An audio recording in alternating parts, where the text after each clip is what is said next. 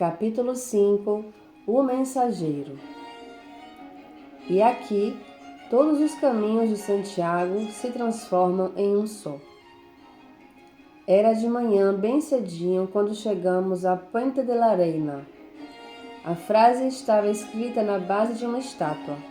Um peregrino em trajes medievais, com chapéu de 3 bicos, capa, vieiras, o cajado com a cabaça na mão, e lembrava a epopeia de uma viagem já quase esquecida, que eu e Petrus estávamos revivendo agora. Tínhamos passado a noite anterior num dos muitos conventos que se estendiam por todo o caminho. O irmão porteiro que nos havia recebido avisou que não podíamos trocar qualquer palavra dentro dos muros da abadia. Um frade jovem conduziu cada um para sua alcova, onde havia estritamente necessário uma cama dura, lençóis velhos mais limpos, uma jarra de água e uma bacia para a higiene pessoal. Não havia encanamento nem água quente, e o horário das refeições estava marcado atrás da porta. Na hora indicada, descemos para o refeitório. Por causa do voto de silêncio, os monges comunicavam-se apenas com os olhares, e tive a impressão de que seus olhos brilhavam mais do que os de uma pessoa comum. A ceia foi servida cedo, nas mesas compridas, onde nos havíamos sentado junto com os monges de hábitos marrons. Do lugar onde estava, Petrus me fez um sinal, e eu entendi perfeitamente o que queria dizer. Estava louco para acender um cigarro, mas, pelo visto, ia passar a noite inteira sem satisfazer o seu desejo. O mesmo acontecia comigo, e eu cravei a unha na raiz do polegar já quase em carne viva. O momento era belo demais para cometer qualquer crueldade comigo mesmo. O jantar foi servido: sopa de legumes, pão, peixe e vinho. Todos rezaram e nós acompanhamos a prece. Depois, enquanto comíamos, um monge leitor dizia em voz monótona trechos de uma epístola de Paulo. Deus escolheu as coisas loucas do mundo para envergonhar os sábios, e escolheu as coisas fracas do mundo para humilhar os fortes, dizia o monge com sua voz fina e sem inflexões. Nós somos loucos por causa de Cristo. Até agora chegamos a ser considerados o lixo do mundo, a escória de todos. Entretanto, o reino de Deus consiste não em palavras, mas em poder. As admoestações de Paulo aos coríntios ecoaram durante toda a refeição pelas paredes nuas do refeitório. Entramos em Puente de la Reina conversando sobre os monges da noite anterior. Eu confessei a Petrus que havia fumado escondido no quarto, morto de medo que alguém sentisse o cheiro de tabaco. Ele riu e percebi que deve ter feito o mesmo. São João Batista foi para o deserto, mas Jesus juntou-se aos pecadores e vivia viajando. Disse: prefiro assim. De fato, afora o tempo passado no deserto, o resto da vida de Cristo foi entre os homens. Inclusive, seu primeiro milagre não foi salvar a alma de alguém, nem curar uma doença ou expulsar um demônio. Foi transformar água em vinho excelente num casamento, porque a bebida do dono da casa havia acabado. Quando acabou de dizer isso, ele parou de repente. Seu movimento foi tão brusco que eu parei também assustado. Estávamos diante da ponte que dá seu nome à cidadezinha. Petrus, porém, não olhava para o caminho que tínhamos que cruzar. Seus olhos estavam fixos em 2 meninos que brincavam com uma bola de borracha na margem do rio. Deviam ter entre 8 e 10 anos, e pareciam não haver notado nossa presença. Ao invés de cruzar a ponte, Petrus desceu o barranco e chegou perto dos 2 garotos. Eu, como sempre, o segui sem perguntar nada. Os meninos continuaram ignorando nossa presença. Petrus sentou-se e ficou acompanhando a brincadeira até que a bola caiu perto de onde ele estava. Num movimento rápido, pegou a bola e atirou-a para mim. Segurei a bola de borracha no ar e fiquei esperando o que ia acontecer. Um dos meninos, que parecia o mais velho, aproximou-se. Meu primeiro impulso foi devolver-lhe a bola, mas o comportamento de Petrus havia sido tão extravagante que resolvi tentar saber o que estava acontecendo. Me dá a bola, moço, disse o garoto. Olhei aquela figura pequena, a 2 metros na minha frente. Percebi que havia algo de familiar no menino, o mesmo sentimento que eu havia tido quando encontrei o cigano. O garoto insistiu algumas vezes e, vendo que eu não respondia nada, abaixou-se e pegou uma pedra. Me dá a bola ou eu vou lhe jogar essa pedra, disse ele. Petrus e o outro menino me observavam em silêncio. A agressividade do garoto me irritou. Jogue a pedra, respondi. Se ela me acertar, vou até aí e lhe dou uma surra. Senti que Petrus respirou aliviado. Alguma coisa começava a querer surgir nos subterrâneos da minha cabeça. Tinha a nítida sensação de que já havia vivido aquela cena. O garoto ficou assustado com as minhas palavras. Largou a pedra no chão e tentou de outro modo. Aqui em Puente de la Reina existe um relicário que pertenceu a um peregrino muito rico. Vejo pela concha e sua mochila que os senhores também são peregrinos.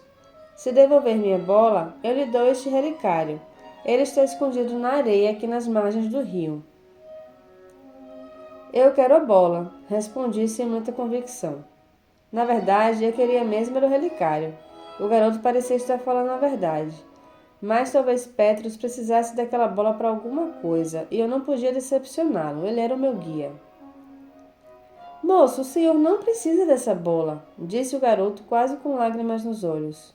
O senhor é forte, viajado e conhece o mundo. Eu só tenho as margens deste rio e meu único brinquedo é esta bola. Me devolva a bola, por favor. As palavras do garoto tocaram fundo no meu coração, mas um ambiente estranhamente familiar, a sensação de que já tinha lido ou vivido aquela situação, me fez resistir mais uma vez. Não, eu preciso dessa bola. Vou lhe dar dinheiro para comprar outra, mais bonita que esta, mas essa aqui é minha. Quando eu acabei de dizer isso, o tempo pareceu parar. A paisagem à minha volta se transformou sem que Petrus estivesse pressionando o dedo na base da minha nuca. Por uma fração de segundo, parecia que tínhamos sido transportados a um longo e aterrorizante deserto cinzento. Ali não estava nem Petrus, nem o outro garoto, apenas eu e o menino à minha frente, que era mais velho, tinha feições simpáticas e amigas, mas em seus olhos brilhava alguma coisa que me dava medo.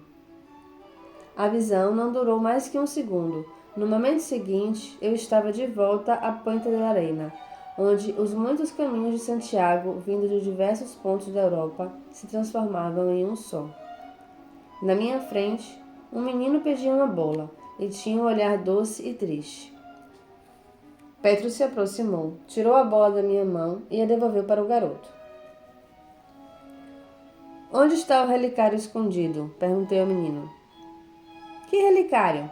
O menino respondeu enquanto pegava seu amigo pelas mãos e corria para longe de nós, atirando-se na água. Subimos de novo o barranco e finalmente cruzamos a ponte.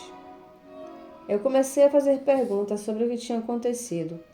Falei da visão do deserto, mas Petrus mudou de assunto e disse que íamos conversar sobre isto quando estivéssemos um pouco longe dali. Meia hora depois, chegamos a um trecho do caminho que ainda conservava vestígios do calçamento romano. Ali havia outra ponte em ruínas e nos sentamos para tomar o café da manhã que nos fora dado pelos monges. Pão de centeio, iogurte e queijo de cabra. Para que você queria a bola do garoto? Perguntou Petrus.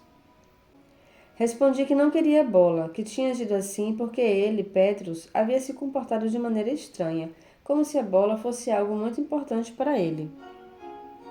E de fato foi. Fez com que você travasse um contato vitorioso com seu demônio pessoal. Meu demônio pessoal? Eu nunca tinha ouvido semelhante absurdo em toda aquela caminhada. Tinha passado 6 dias indo e voltando dos Pirineus. Tinha conhecido um padre bruxo que não havia feito nenhuma bruxaria, e meu dedo estava em carne viva porque sempre que pensava alguma coisa cruel comigo mesmo, hipocondria, sentimento de culpa, complexo de inferioridade, eu era obrigado a cravar minha unha na ferida. Neste ponto, Petrus tinha razão. Os pensamentos negativos haviam diminuído consideravelmente. Mas essa história de demônio pessoal era algo que eu nunca havia ouvido falar antes, e que eu não ia engolir com muita facilidade. Hoje, antes de cruzar a ponte, senti intensamente a presença de alguém, tentando nos dar um aviso. Mas o aviso era mais para você que para mim. Uma luta se aproxima rápido e você precisa combater o bom combate.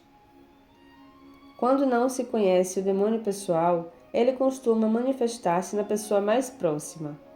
Olhei em volta e vi os meninos brincando, e deduzi que era ali que ele deveria dar seu aviso. Mas eu estava apostando apenas num palpite. Só tive certeza de que era seu demônio pessoal quando você se recusou a devolver a bola. Eu disse que tinha feito isso porque pensava que era isso que ele queria. Porque em momento algum, eu disse qualquer coisa. Comecei a me sentir um pouco tonto. Talvez fosse a comida que eu estava devorando vorazmente depois de quase 1 hora caminhando em jejum. Ao mesmo tempo, a sensação de que o garoto me era familiar não me saía da cabeça. Seu demônio pessoal o tentou de 3 maneiras clássicas: com uma ameaça, com uma promessa e com seu lado frágil. Meus parabéns, você resistiu bravamente. Agora me lembrava que Petrus havia perguntado para o garoto sobre o relicário. Na hora eu tinha pensado que o menino havia tentado me enganar, mas devia haver mesmo um relicário ali escondido. Um demônio nunca faz promessas falsas. Quando o garoto não conseguiu mais lembrar-se do relicário, é que seu demônio pessoal já havia partido. E disse sem piscar: é hora de chamá-lo de volta. Você vai precisar dele. Estávamos sentados na velha ponte em ruínas. Petro juntou cuidadosamente os restos de comida, guardando tudo dentro do saco de papel que os monges nos tinham dado. No campo à nossa frente, os trabalhadores começavam a chegar para a lavoura, mas estavam tão distantes que eu não conseguia ouvir o que diziam. O terreno era ondulado e as terras cultivadas formavam misteriosos desenhos na paisagem. Sob nossos pés, o curso de água, quase morto pela seca, não fazia muito barulho. Antes de sair pelo mundo, Cristo foi conversar com seu demônio pessoal no deserto. Começou Petrus. Aprendeu o que precisava saber sobre o homem, mas não deixou que o demônio ditasse a regra do jogo, e desta maneira o venceu. Certa vez, um poeta disse que nenhum homem era uma ilha. Para combater o bom combate, precisamos de ajuda, precisamos de amigos, e quando os amigos não estão por perto, temos que transformar a solidão em nossa principal arma. Tudo que nos cerca precisa nos ajudar a dar os passos que precisamos em direção ao nosso objetivo. Tudo tem que ser uma manifestação pessoal de nossa vontade de vencer o bom combate. Sem isto, sem perceber que precisamos de todos e de todos, seremos guerreiros arrogantes. E nossa arrogância nos derrotará no final, porque vamos estar de tal modo seguros de nós mesmos que não vamos perceber as armadilhas do campo de batalha. A história de guerreiros e de combates me lembrou mais uma vez o Dom Juan de Carlos Castanheda. Eu me perguntei se o velho bruxo índio costumava dar lições de manhã antes que seu discípulo pudesse digerir de jejum. Mas Petrus continuou. Além das forças físicas que nos cercam e nos ajudam, existem basicamente 2 forças espirituais ao nosso lado: um anjo e um demônio. O anjo nos protege sempre, e isto é um dom divino. Não é necessário invocá-lo. A face do seu anjo está sempre visível quando você vê o mundo com os olhos belos. Ele é este riacho, os trabalhadores no campo, este céu azul. Aquela velha ponte que nos ajuda a atravessar a água e que foi colocada ali por mãos anônimas de legionários romanos, também nesta ponte está a face do teu anjo. Nossos avós o conheciam por anjo guardião, anjo da guarda, anjo custódio. O demônio também é um anjo, mas é uma força livre, rebelde. Prefiro chamá-lo de mensageiro, já que ele é o principal elo de ligação entre você e o mundo. Na antiguidade, era representado por Mercúrio, por Hermes Trismegisto, o mensageiro dos deuses. Sua atuação é apenas no plano material. Está presente no ouro da igreja porque o ouro vem da terra e a terra é seu domínio. Está presente no nosso trabalho e na nossa relação com o dinheiro. Quando o deixamos solto, sua tendência é dispersar-se. Quando o exorcizamos, perdemos tudo de bom que ele sempre tem para nos ensinar, pois conhece muito do mundo e dos homens. Quando nos fascinamos pelo seu poder, ele nos possui e nos afasta do bom combate. Portanto, a única maneira de lidar com o nosso mensageiro é aceitando-o como amigo, ouvindo seus conselhos, pedindo sua ajuda quando necessária, mas nunca deixando que ele dite as regras, como você fez com o garoto. Para isso, é necessário primeiro que você saiba o que quer, e depois que você conheça sua face e seu nome. Como vou saber isso? Perguntei. E Petrus me ensinou o ritual do mensageiro. Deixe para realizá-lo à noite, porque é mais fácil. Hoje, no seu primeiro encontro, ele lhe revelará seu nome. Este nome é secreto e não deve jamais ser conhecido por ninguém, nem por mim. Quem souber o nome do seu mensageiro pode lhe destruir. Petrus levantou-se e nós começamos a caminhar. Em pouco tempo, chegamos ao campo onde os camponeses trabalhavam a terra. Trocamos alguns buenos dias e seguimos caminho. Se eu tivesse que utilizar uma imagem, diria que o anjo é a tua armadura e o mensageiro a tua espada. Uma armadura protege em qualquer circunstância, mas uma espada pode cair no meio de um combate, matar um amigo ou voltar-se contra o próprio dono.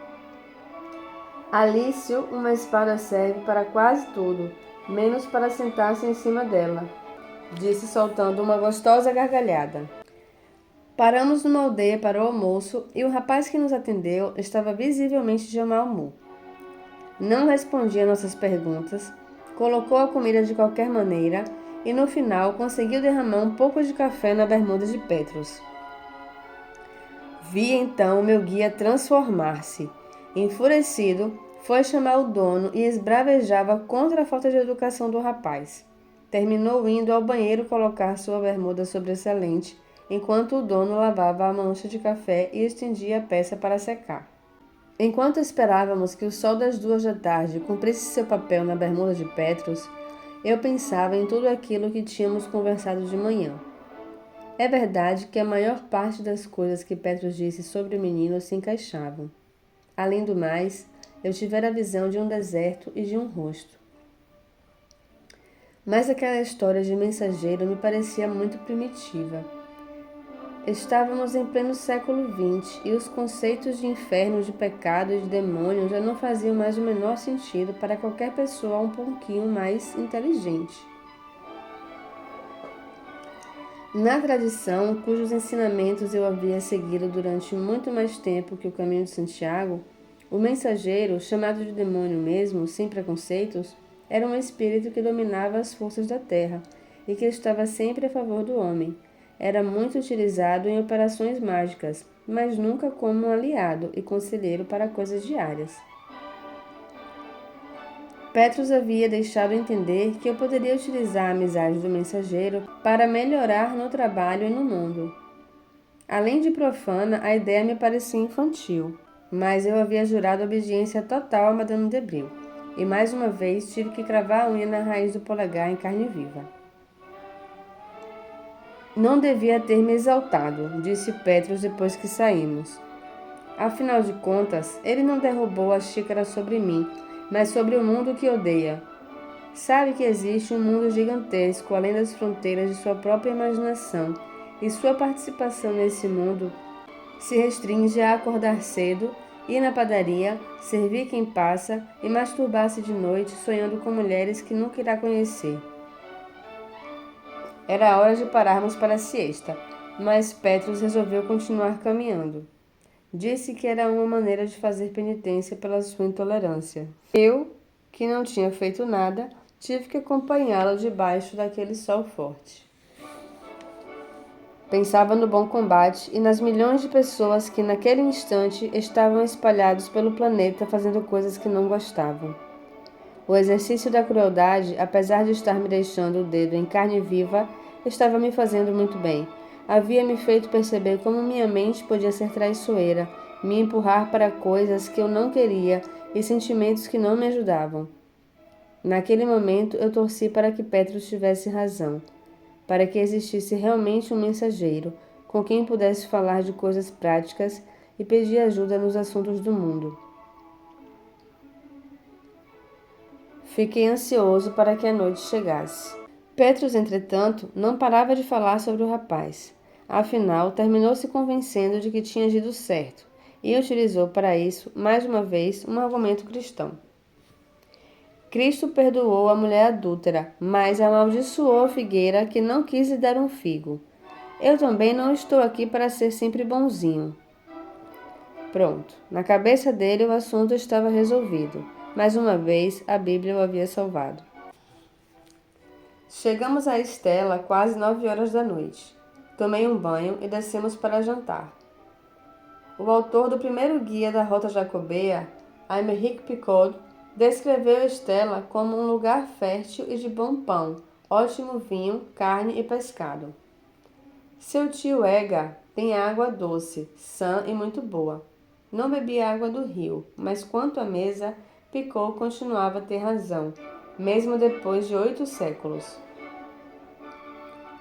Serviram pernas de carneiro guisada, corações de alcachofra e um vinho Rioja de ótima safra. Ficamos à mesa durante longo tempo, conversando trivialidades e saboreando o vinho. Finalmente, Petrus disse que era uma boa hora para eu ter meu primeiro contato com o mensageiro. Levantamos e começamos a andar pelas ruas da cidade. Alguns becos davam diretamente no rio, à maneira de Veneza, e foi num destes becos que eu resolvi me sentar. Petrus sabia que dali por diante era eu que conduzia a cerimônia, e ficou um pouco atrás. Fiquei olhando o rio durante muito tempo. Suas águas, seu barulho, começaram a me desligar do mundo e a me inspirar uma profunda calma. Fechei os olhos e imaginei a primeira coluna de fogo. Houve um momento de certa dificuldade, mas ela terminou aparecendo. Disse as palavras rituais e a outra coluna surgiu do meu lado esquerdo. O espaço entre as duas colunas, iluminado pelo fogo, estava completamente vazio. Fiquei durante algum tempo com os olhos fixos naquele espaço, procurando não pensar, para que o mensageiro se manifestasse. Mas, ao invés disso, começaram a aparecer cenas exóticas. A entrada de uma pirâmide, uma mulher vestida de ouro puro, alguns homens negros dançando em volta de uma fogueira. As imagens iam e vinham em rápida sucessão, e eu deixei que fluíssem sem qualquer controle.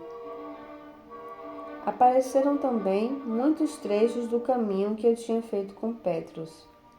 Paisagens, restaurantes, florestas, até que, sem qualquer aviso, o deserto cinzento que eu vira de manhã estendeu-se entre as duas colunas de fogo. E lá, me olhando, estava o homem simpático, com um brilho traiçoeiro nos olhos. Ele riu, e eu sorri em meu transe. Mostrou-me uma bolsa fechada. Depois abriu e olhou dentro, mas da posição em que eu estava não pude ver nada.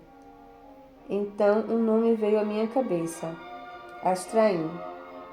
Comecei a mentalizar este nome e vibrá-lo entre as duas colunas de fogo. E um mensageiro fez um sinal afirmativo com a cabeça. Eu tinha descoberto como se chamava. Era o momento de encerrar o exercício. Disse as palavras rituais e extingui as colunas de fogo. primeiro a da esquerda, depois a da direita. Abri os olhos e o rio Ega estava diante de mim. Foi muito menos difícil do que eu imaginava, disse para Petros depois que lhe contei tudo o que havia passado entre as colunas. Esse foi seu primeiro contato, um contato de reconhecimento mútuo e de mútua amizade. A conversa com o mensageiro irá ser produtiva se você invocá-lo todos os dias, discutindo seus problemas com ele e sabendo distinguir perfeitamente o que é ajuda real do que é armadilha. Mantenha sempre em riste sua espada quando encontrá-lo. Mas eu não tenho espada ainda, respondi. Por isso, ele poderá lhe causar muito pouco dano. Mesmo assim, é bom não facilitar. O ritual havia acabado, eu me despedi de Petros e voltei para o hotel. Debaixo dos lençóis, pensava no pobre rapaz que nos havia servido o almoço. Tinha vontade de voltar, de ensinar-lhe o ritual do mensageiro e dizer que tudo podia mudar se ele assim desejasse. Mas era inútil tentar salvar o mundo. Eu ainda não havia conseguido sequer salvar a mim mesmo.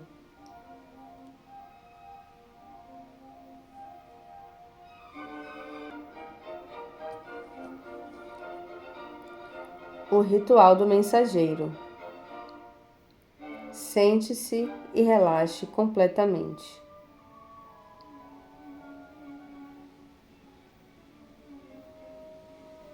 Deixe a mente vagar por onde quiser, o pensamento fluindo sem controle. Depois de algum tempo, comece a repetir para si mesmo: eu agora estou relaxado e meus olhos dormem o sono do mundo. Eu agora estou relaxado e meus olhos dormem o sono do mundo. Eu agora estou relaxado e meus olhos dormem o sono do mundo.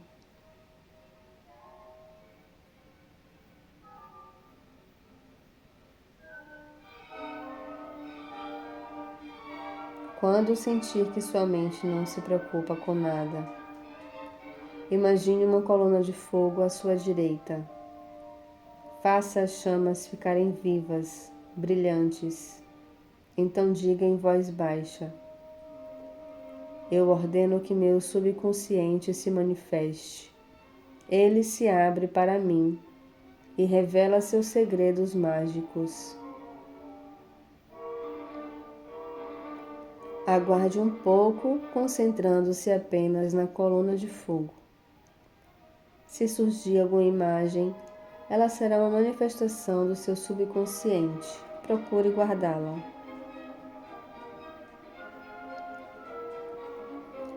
Mantendo sempre a coluna de fogo à sua direita, comece agora a imaginar outra coluna de fogo à sua esquerda.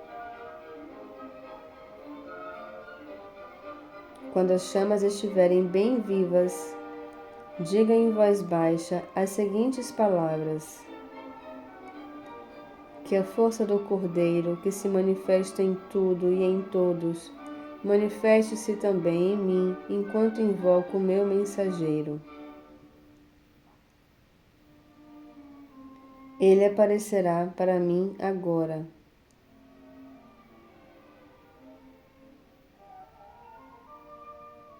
Quando já souber o nome do seu mensageiro, nos próximos rituais, você poderá falar: o nome do mensageiro aparecerá para mim agora. Converse com seu mensageiro, que deverá manifestar-se entre as duas colunas. Discuta seu problema específico, peça conselhos e lhe dê as ordens necessárias. Quando sua conversa acabar, despeça o mensageiro com as seguintes palavras: agradeço ao Cordeiro o milagre que realizei. Que ele, ou o nome do mensageiro, volte sempre que invocado, e enquanto estiver distante, esteja me ajudando a realizar minha obra. Na primeira invocação ou nas primeiras invocações, dependendo da capacidade de concentrar-se de quem está realizando o ritual, não se diz o nome do mensageiro. Disse apenas ele.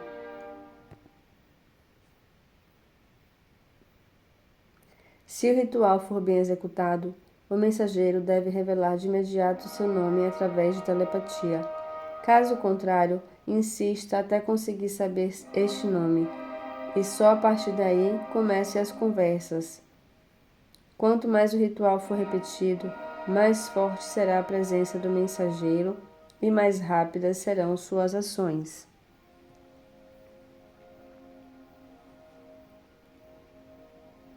Para continuar a leitura do livro O Diário de um Mago, do Paulo Coelho, faça sua inscrição no canal e ative o sininho para receber a notificação do lançamento do próximo capítulo, capítulo 6, O Amor e o Despertar da Intuição, o Exercício da Água.